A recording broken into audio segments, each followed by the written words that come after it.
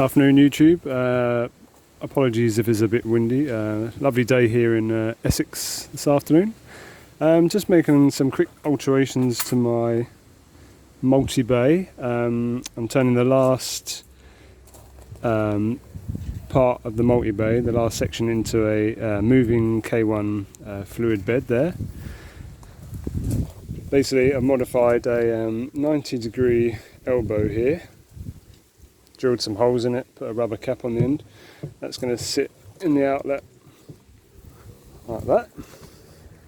So the water will drain into here without letting the K1 into the pond. I've also modified this old pump cage, which I wasn't using, to cover the drain, which is down there at the bottom. So this just covers that up like that, in case any K1 goes down the drain there. And then I've got my side return into my fry pond. That's going to have to be capped off with this makeshift part there. All of this is made out of leftover bits of pipe. That's why it's a bit DIY really. I'm not going out and buying any more stuff. I've got a shed full of pipe, so I'll make do with these bits. So the water will come over. The K1 will be free in this compartment here. It will go down into the main pond here, into this side return here, and hopefully not down the drain at the bottom. I've also modified my vortex to take a big circle of jack matting. So that sits on top of my vortex now. It works a lot better than brushes and having random pieces of jack matting in there, because it's a large surface area. It takes a long time to get blocked up, so the water flows freely. The vortex still works to an extent with the solids dropping down the bottom, and this will catch any big bits that come up. What I'm going to do now is fill my system up and check that it works, and then fill it with K1, put the media back from the vortex into the end bay, and hook up an air pump. So I'll show you that in a second. Right, back round to the other side of the pond to switch everything back on.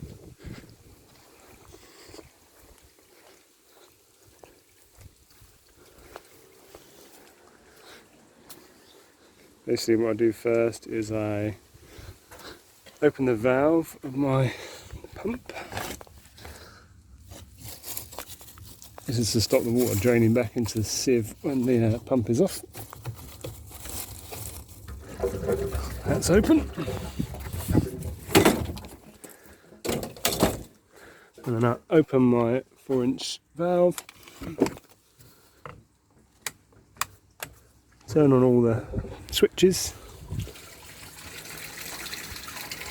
Pump starts to pump from the bottom of the sieve into the vortex. As the water level in the sieve drops, then the floating weir equalises with the top of the water in the pond, and the water should start draining from the bottom drain into the sieve. You'll be able to see all the mess that comes out from a sieve. Sieves are great things. Obviously you can see all the mess in there, it's trapped. You'll start to see all the rubbish come up now. I do need to fit another pump to this sieve. The flow isn't great over this sieve. Could do being a bit more powerful, but that's something I'll get round to eventually.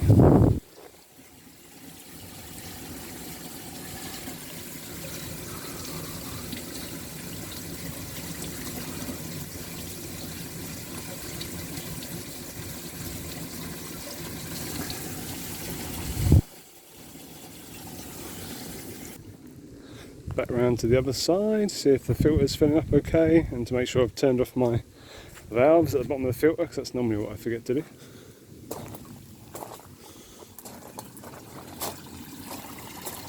So my K1, not my K1, sorry, my jack matting piece goes in there like that.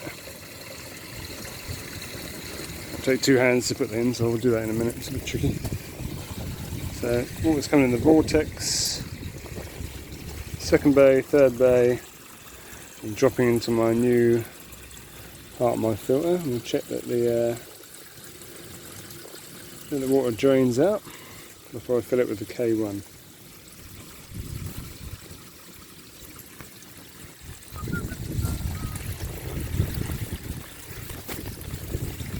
Sorry about my camera work, I'm doing it on with my phone, it's not very professional. So water level is coming up. I can always adjust these pipes by tilting them around to reduce or improve water flow into them. It's always handy when you don't solvent well pipes in that you can use that method of altering flow, and the water's coming out, which is good. Obviously a bit of mess in that end chamber, it's going to filter will pick that back out again. So when the water level settles, I'll know that to get this part overflow working, I'm going to have to just tilt it a little bit, and I'll get a little cap for the end of that to stop it filling with water, filling with K1. That'll work nicely. Right, fill it with K1.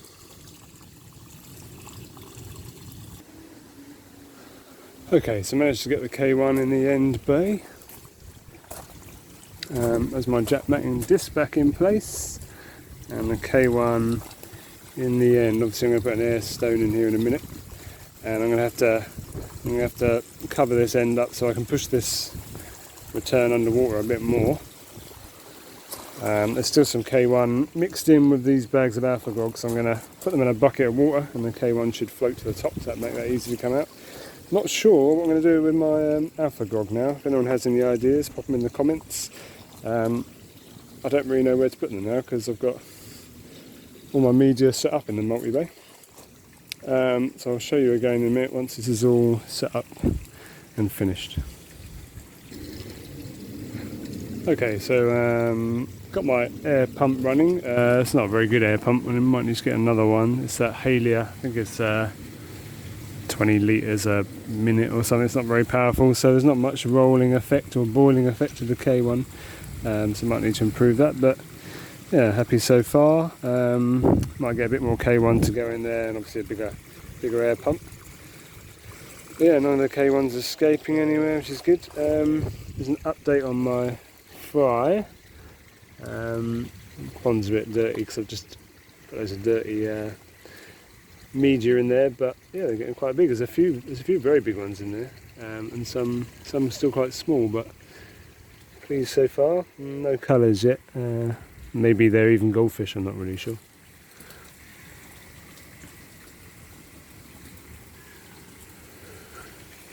But they've been eating well. I'll show you what I'm feeding them. So what I do is I basically get my little pond net I used to use for fish tanks. I come over to my water butts, and all the larvae, mosquito larvae, are normally swimming around in the top. So I give it a stir around. And this one.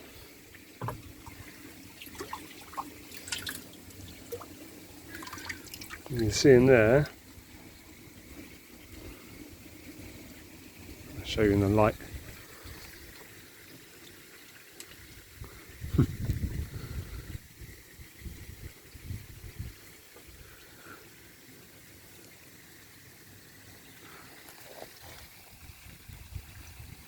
Basically, lots and lots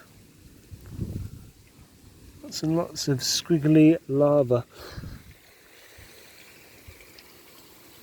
I'll take them over to my fry pond.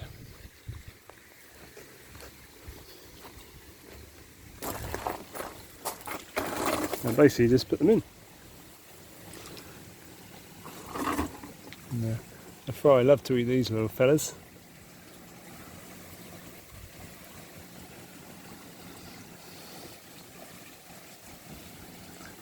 Let's see them chasing after them.